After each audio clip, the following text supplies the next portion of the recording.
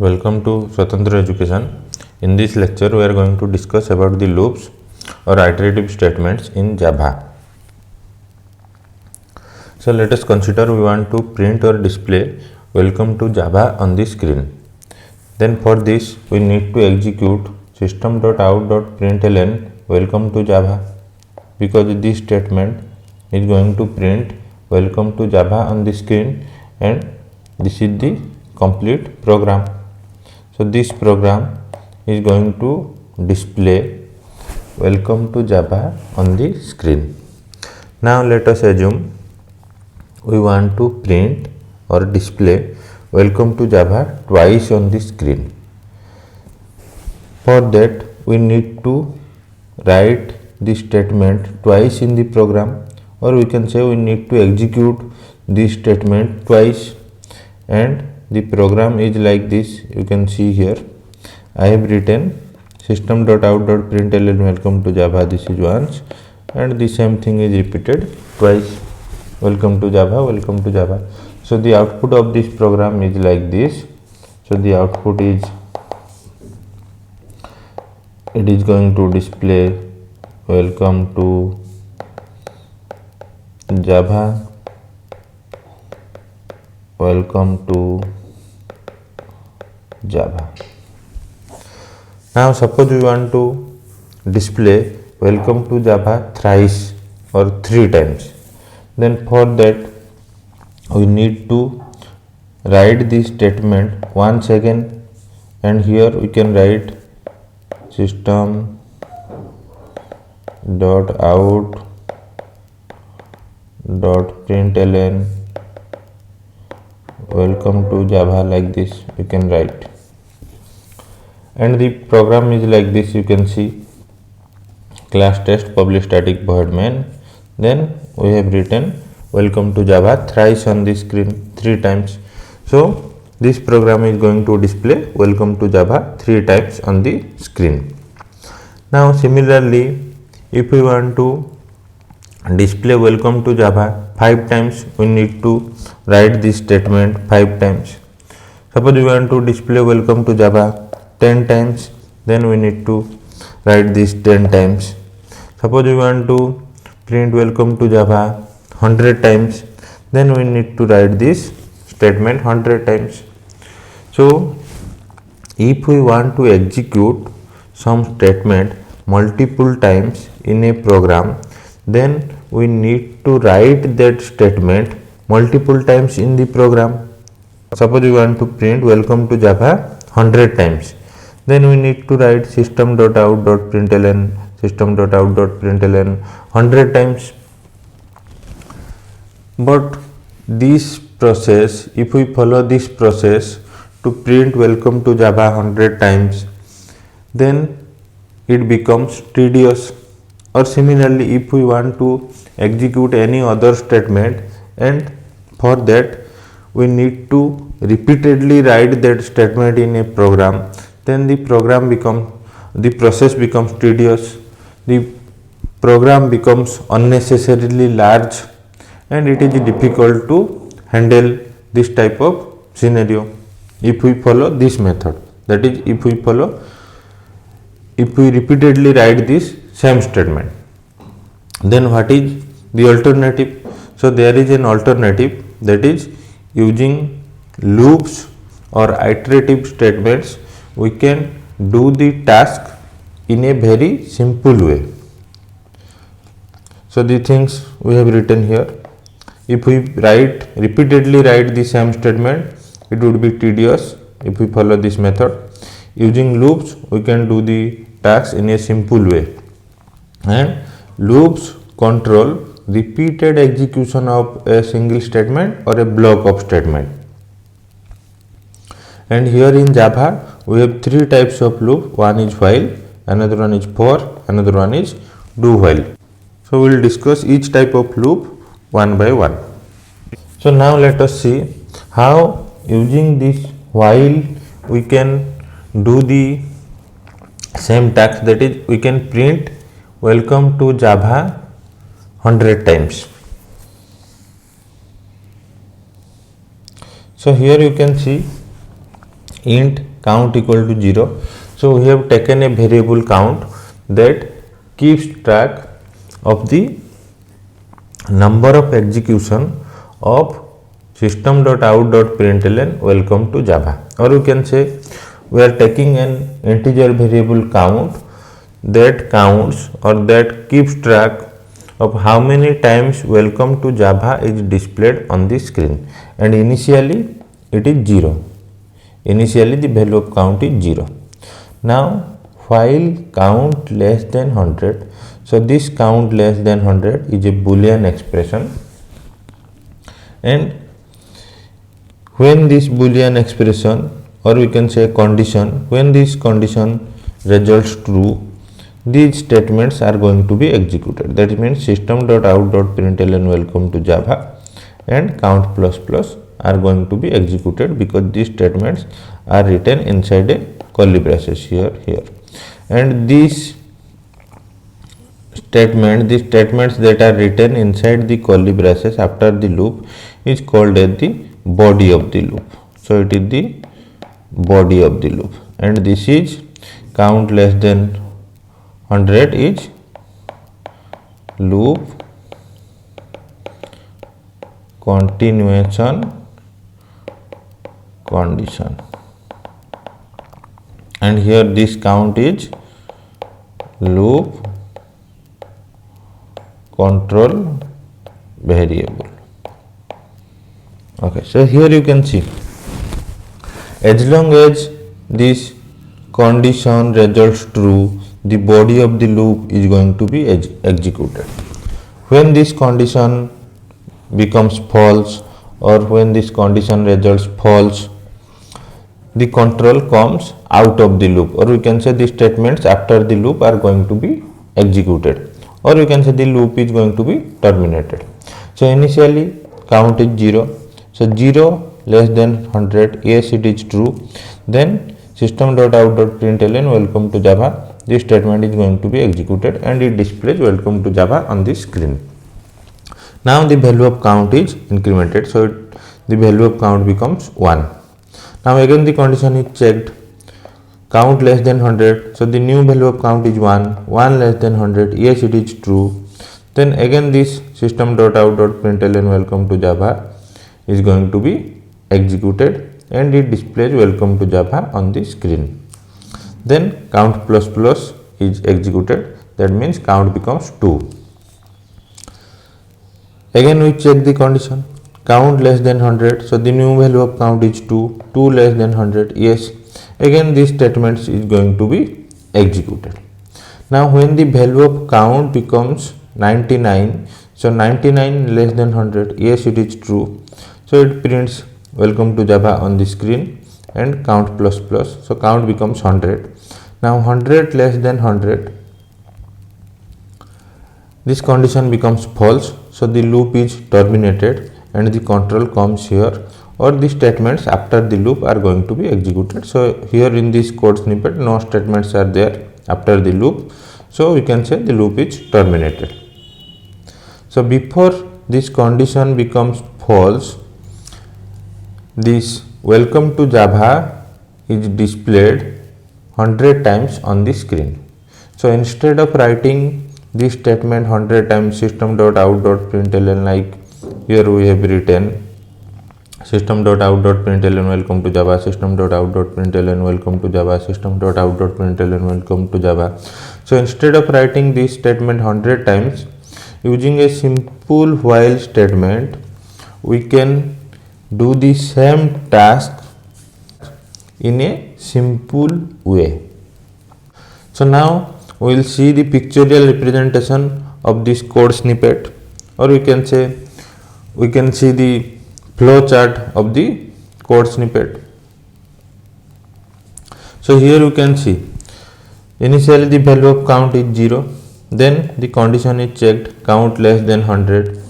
If this condition is true, the body of the loop is going to be executed, that means the two statements system.out.println welcome to Java is going to be executed and count plus plus is executed, and after the body it again checks the condition whether it is true. So if it is true, the body is executed again, and again the control comes here, again the condition is checked.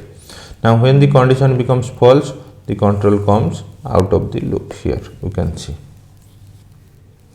So here you can see the general overview of the while statement.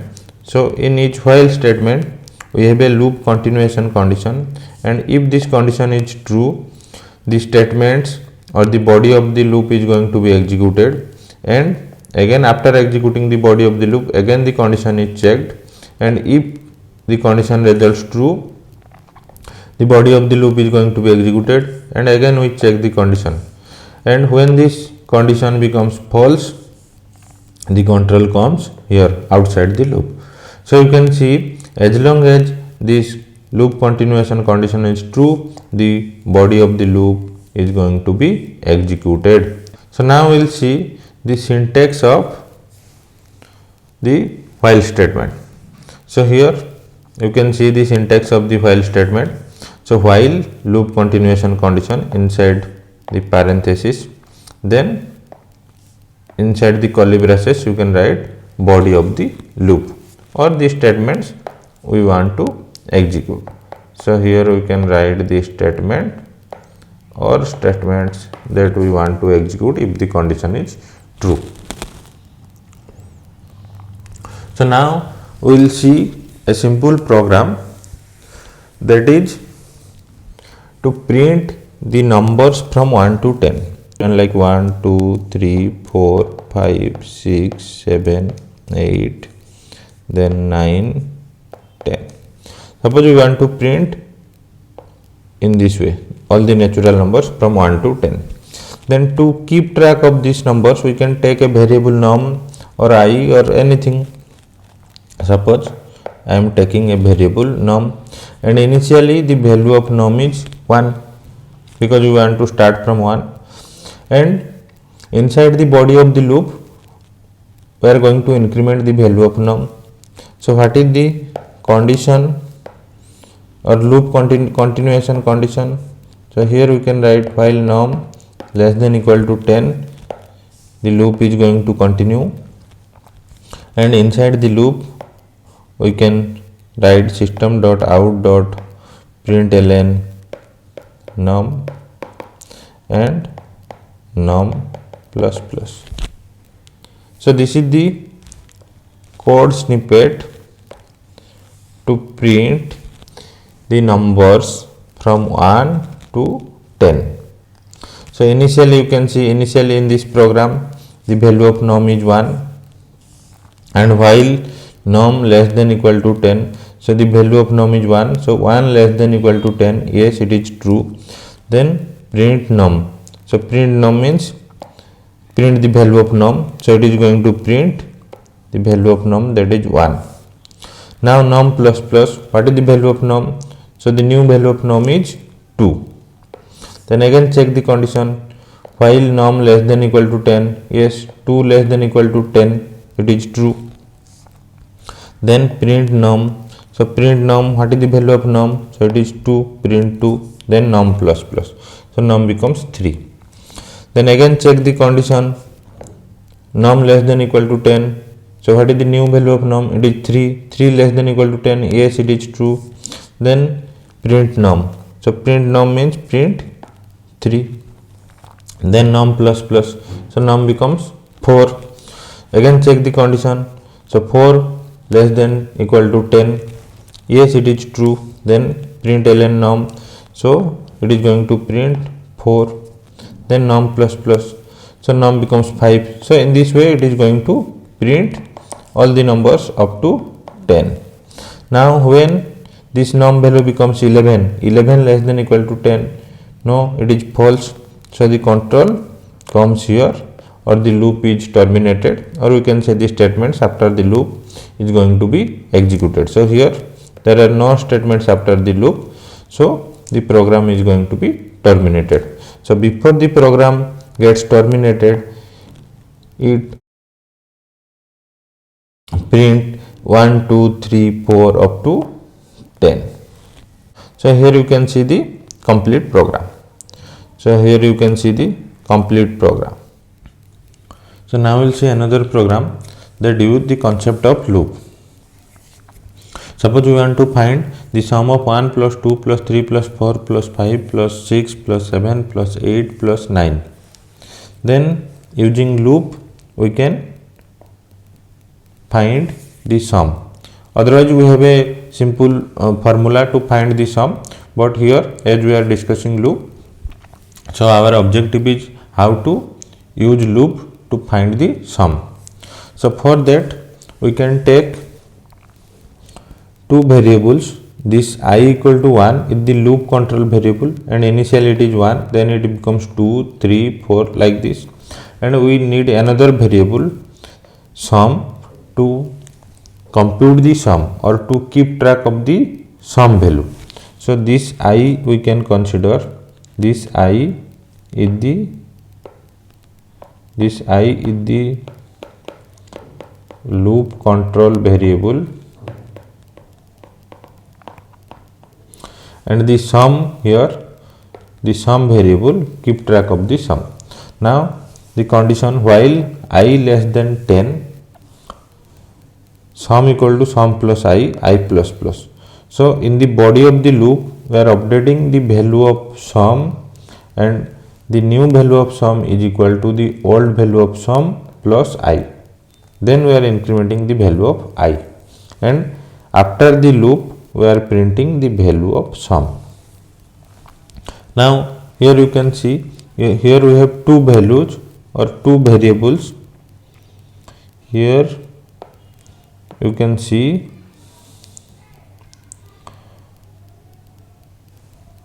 we have two variables, one is I, another one is sum. Now initially the value of I is 1 and the value of sum is 0. Now check the condition, while I less than 10, what is the value of I? What is the value of I? It is 1. 1 less than 10, yes it is true. Then sum equal to sum plus I. So update the value of sum as sum plus I. So what is the value of sum? Now it is 0. What is the value of I? It is 1. So the new value of sum becomes 0 plus 1, that is equal to 1. Then I plus plus. So the value of I becomes 2. Now again check the condition, I less than 10. So the new value of I is 2. 2 less than 10, yes it is true. Then update the value of sum as sum plus I. So what is the value of sum? 1. What is the value of I? 2. So the new value of sum is 2 plus 1, that is 3. Then I plus plus. So the new value of I becomes 3. Now again check the condition, 3 less than 10, yes it is true. Then sum equal to sum plus I. So the sum value becomes this 3 plus 3, 6. Then I plus plus. So I becomes 4. Now 4 less than 10, yes it is true. Then sum equal to sum plus I. So the sum value becomes 6 plus 4, that is 10. Then I plus plus. So I becomes 5. Now again check the condition, 5 less than 10, yes it is true. Then sum equal to sum plus I, that means it is 15. Then I plus plus 6. Now 6 less than 10, yes it is true. Then sum equal to sum plus I. So the value of sum is updated to 21. Then 6 plus plus, it is 7. Now 7 less than 10, yes it is true. So the value of sum becomes 28 and the value of I becomes 8. Now 8 less than 10, yes it is true. So the value of sum becomes 36 and this I value becomes 9. 9 less than 10, yes it is true. So the value of sum becomes 45. Then I becomes 10. So 10 less than 10, it is false. So when this condition becomes false, the control comes out of the loop or you can say the statements after the loop are going to be executed. So here the statement after the loop is system.out.println sum is sum. So this statement is going to be executed and it prints the value of sum. So the value of sum is 45. So after the loop is terminated, we get the value of sum is 45 and this program is going to print the value of sum, that is 25. So this is the execution pattern of the program. Now another point we need to keep in mind, that update a variable in the body of the loop so that the loop condition eventually becomes false. So here we need to update the loop control variable in the body of the loop so that this loop continuation condition eventually becomes false. And here in this program you can see we are updating the value of I, where I is the loop control variable in the body of the loop. Otherwise, if you do not update this loop control variable inside the body of the loop, then the loop becomes infinite loop, or we can say the loop is going to execute infinite times. So to make the loop or to execute the loop finite times, this condition should eventually false. So for that we need to update the loop control variable inside the body of the loop. So we have discussed how to find the sum of 1 plus 2 plus 3 up to 9. So similarly, if any number is given, suppose sum of 1 plus 2 plus 3 plus 4 up to 20, so you can easily find the sum. Suppose 1 plus 2 plus 3 plus 4 plus up to 50, so you can easily find the sum. So you can find the sum of first n natural numbers, where you can take the value of n from the user. Okay. Now we will see another program that is going to find the product of first 10 natural numbers, or we can say in place of 10 first n natural numbers, or first 20 natural numbers, or first 50 natural numbers, like that.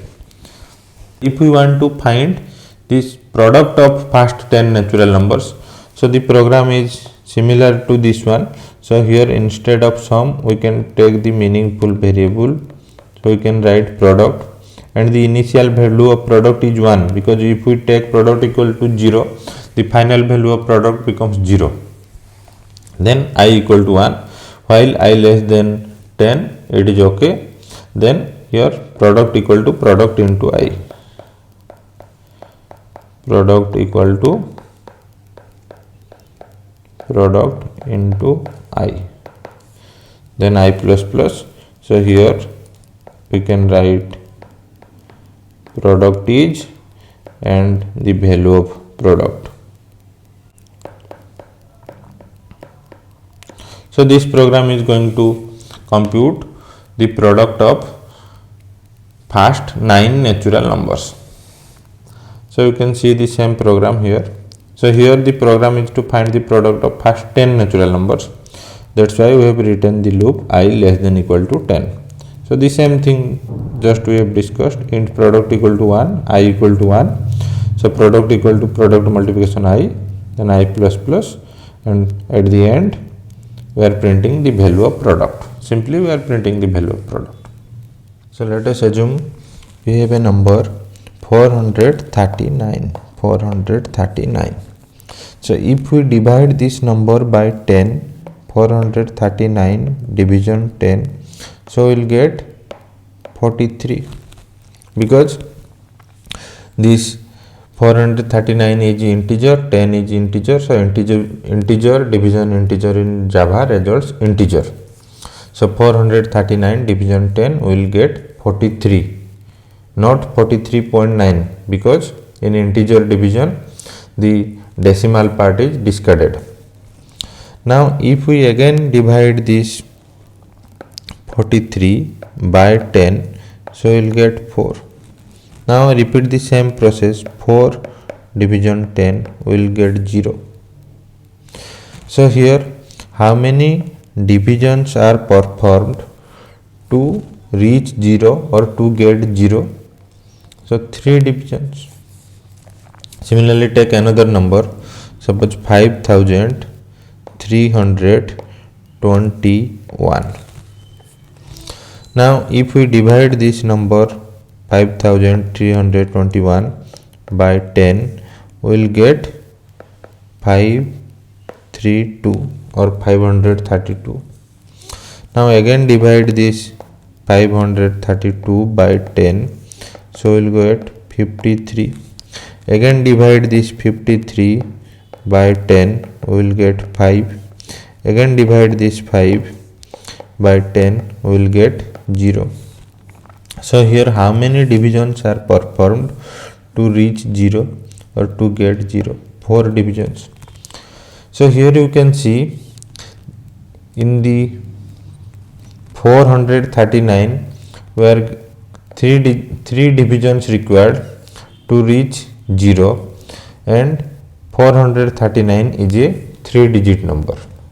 Similarly here 5321, 4 divisions are required because 5321 is a 4-digit number. Similarly, if a number is given, n-digit number is given, so n divisions are required to reach 0. So we can use this concept to find the number of digits of a given integer. That means we need to count how many divisions are possible to reach 0, and applying this concept we can write a program to count number of digits of a given integer.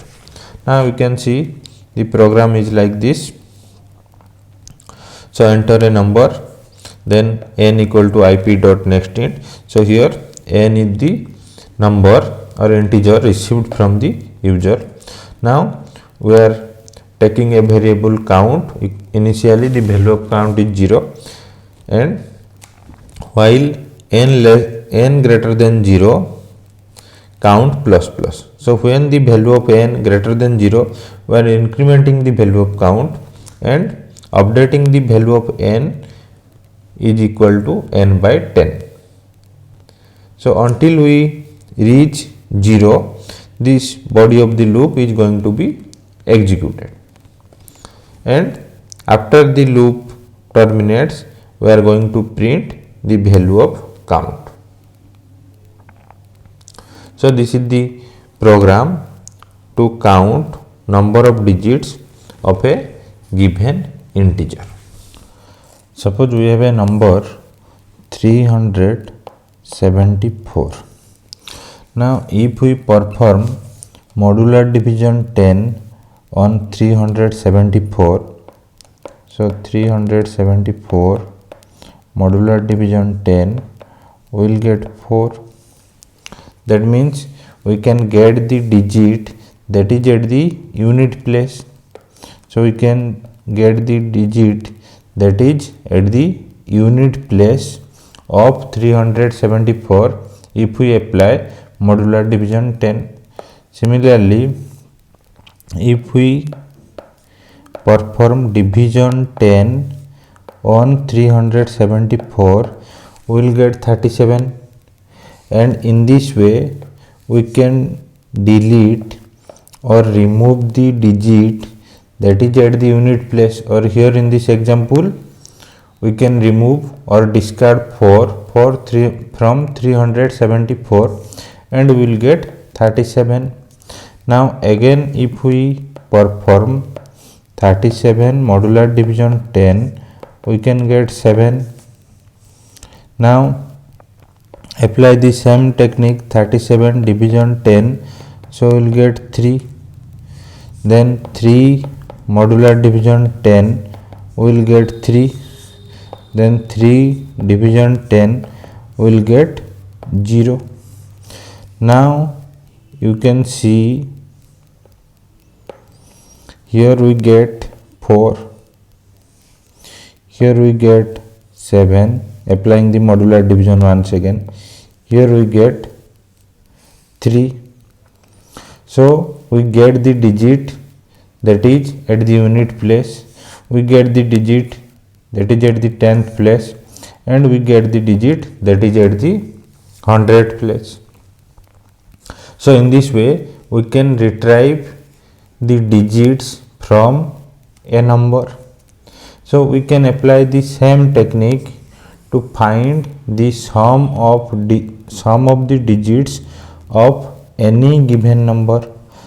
We can apply the same technique to find the sum of the digits of any given number. Now suppose a number n is given. So n is given. Now if we apply n modular division 10, we can get the digit that is at the unit place. Now if we apply n division 10, we can discard the rightmost digit, and we apply the same principle until we get 0. So when we get 0, we will stop. So what is the loop continuation condition here? So here we can write while n greater than 0. That means while the value of n is greater than 0, we will continue this operation. That means first find the remainder that is equal to n modular division 10, then add this remainder to the sum value to get sum of the digits. So we can update the sum that is equal to sum plus remainder, then update the value of n that is equal to n by 10. So we can use this concept to find the sum of the digits of a given number n. So here you can see the complete program. So int n equal to ip dot next int. So n is the number received from the user. Now we are taking a variable sum whose initial value is 0. Then we are taking another variable rem that is of integer type to store the remainder. Now while n greater than 0, rem equal to n modular division 10, sum equal to sum plus remainder, n equal to n by 10. Then after the loop we are printing the sum of the digits equal to sum. Now the loop is going to continue until the value of n becomes 0, until we reach n equal to 0. Now when the value of n greater than 0, the loop is going to continue. So this is the complete program to find the sum of the digits of a given number. So let us assume two numbers are given. Assume one is 30, another one is 50. Now our objective is to find the GCD of 30 and 50. GCD means greatest common divisor. So we know that 1 is the divisor of each and every number. So we can write initially GCD equal to 1. Then we will check from 2 whether 2 is a common divisor of 30 and 50. That means first we check whether 2 is a divisor of 30. Yes, it is 2 is a divisor of 30. Then we will check whether 2 is a divisor of 50. Yes, 2 is a divisor of 50. So we can update this GCD value to 2, or we can write in this way: GCD equal to 2. Now we will proceed to next number, that is 3. So now we will check whether 3 is a divisor of 30. Yes, 3 is a divisor of 30. Now move to 50. So whether 3 is a divisor of 50? No. Then we will proceed to 4. So whether 4 is a divisor of 30? No. Then move to 5. So 5 is a divisor of 30? Yes, 5 is a divisor of 30. Now check whether 5 is a divisor of 50. Yes, 5 is a divisor of 50. Then update this GCD value to 5. Now update this value to 6. Now we will check whether 6 is a divisor of 30. Yes, 6 is a divisor of 30. Then whether 6 is a divisor of 50. No. Then proceed to 7. 7 is a divisor of 30. No. 7 is a divisor of 50. No. Then move to 8. 8 is a divisor of 30. No. 8. Then proceed to 9. 9 is a divisor of 30. No. Then proceed to 10. 10 is a divisor of 30. Yes. 10 is a divisor of 50. Yes. So update this GCD value to 10. Now move to 11. 11 is a divisor of 30. No. Then move to 12. 12 is a divisor of 30. No. So in this way we will continue and we can find the GCD at the end. So to keep track of these values, we need a variable and consider the variable is here I. Now to keep track of the GCD value, we need another variable and consider the variable is GCD, and assume this is the input number A and assume this is another number B. Now we can use a loop to find the GCD in this way. So what is the loop continuation condition? While I less than equal to A and I less than equal to B. So this is the loop continuation condition. So when the value of I reaches 30 or the minimum number between the two, the loop is going to terminate.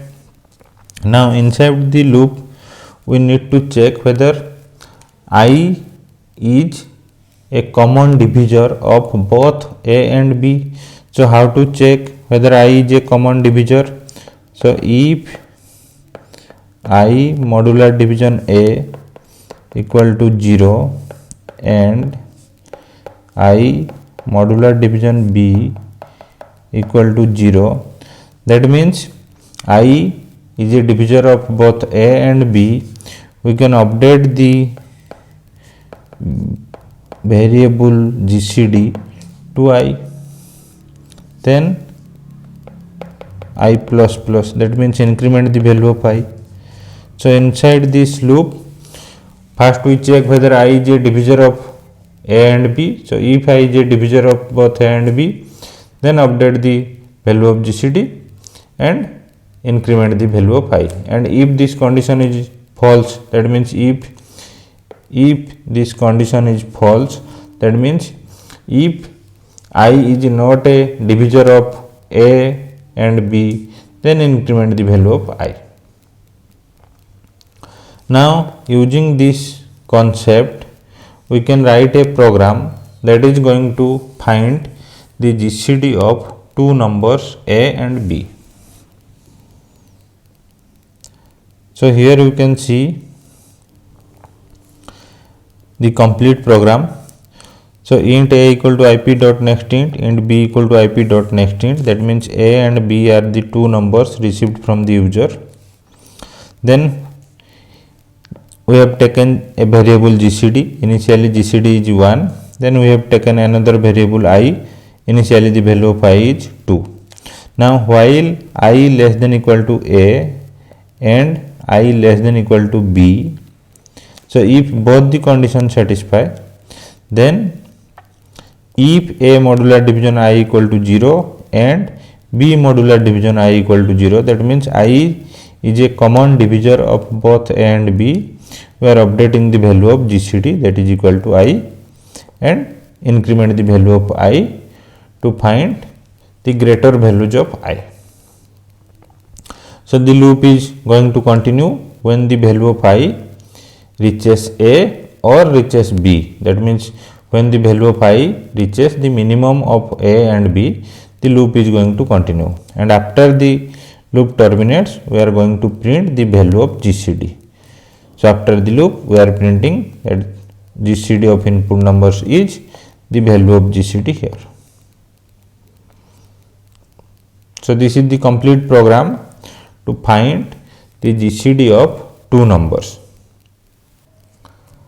Here you can see the loop is going to continue until this condition becomes false. That means I less than equal to A and I less than equal to B becomes false.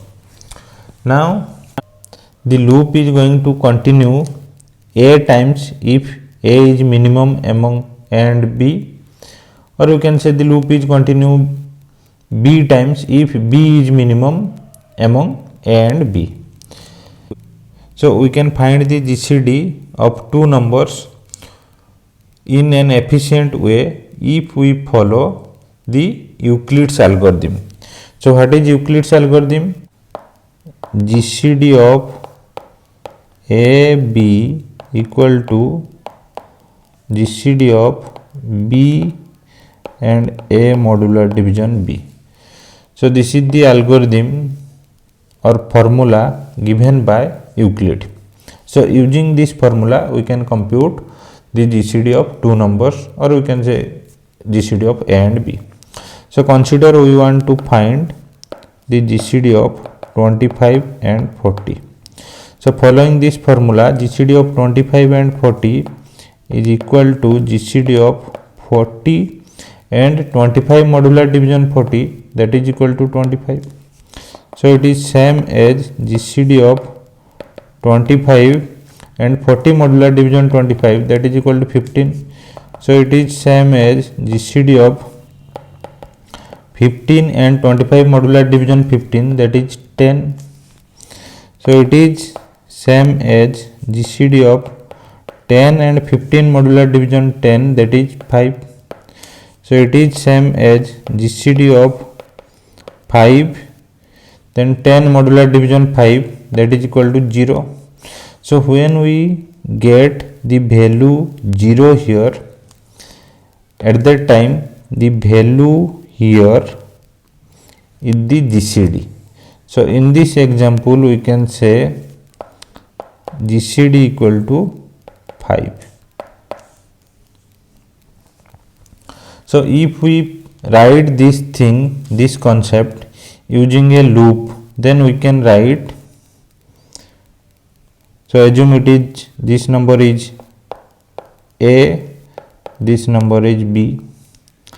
So we have two numbers A and B. Now what is the loop continuation condition? While B greater than 0. So we are going to continue the loop until we get value of B as 0. Now while B greater than 0, we are going to continue the loop. Now inside the loop we are going to update the value of A and B. So we can, for that we can take a temporary variable to store the value of A. Then we can write A equal to B, that means the value of B is going to store in A. Then the value of B is equal to C modular division B. So this is the concept to find the GCD of A and B following algorithm. Now after the loop we can write system.out.println the value of A, because A is the GCD. So using this concept we can find the GCD of two numbers, and you can see the complete program here.